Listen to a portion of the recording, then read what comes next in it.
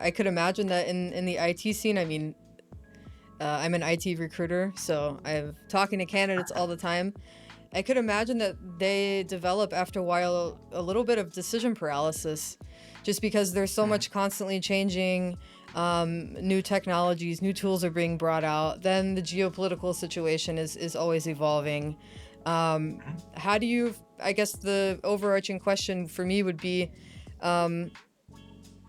what steps do you take then when you realize maybe a colleague of yours or an employee is not flexible? Not maybe out of bad will or anything, but just out of an aspect of fear.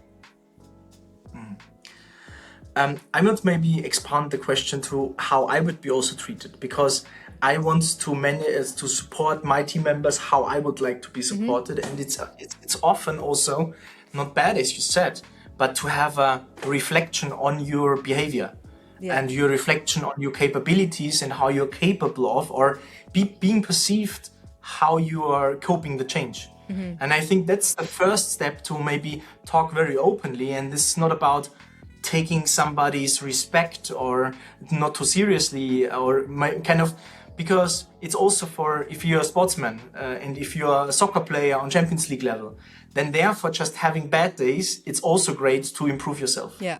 And this is the first thing. So maybe that's the first phase of your question. The second phase, it's more or less to have an open conversation if that's different. So maybe sometimes people are behaving differently how they want to want to behave or want to be perceived.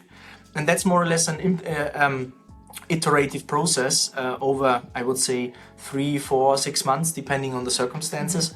And then in the end, make a decision if what they want to be perceived of and what they want to do. Yeah. And for sure, there are also some situations where you don't get the external and the internal perspectives together. Yeah. Then you have a different, more or less, reflection to do. And for sure, there are great conversations to have with your team members and colleagues. And sometimes it's also very difficult, and we need to get through that. So I think this is part of the business. I don't fear complicated situations because it gets you a more colorful picture what can come in the future to be more capable of if a similar situation comes up. Yeah. Okay. And I guess back to you also personally, since you handled this question also, like, how would you like to be treated? So for example, think of like a moment when, I guess for you, where things suddenly became very complex, whatever that may look like for you. So you can pick a story in your head, a situation in your head when this happened. When everything gets complex really fast, stress levels are super high, deadlines are tight. What is the one principle that you find yourself defaulting to the most in these moments? In my opinion, as we had exchanged prior of this podcast, I think the stress topic is definitely a thing of perception. This doesn't mean that it doesn't exist, and also situations do not stress me out. So I think that's a thing which is just existent.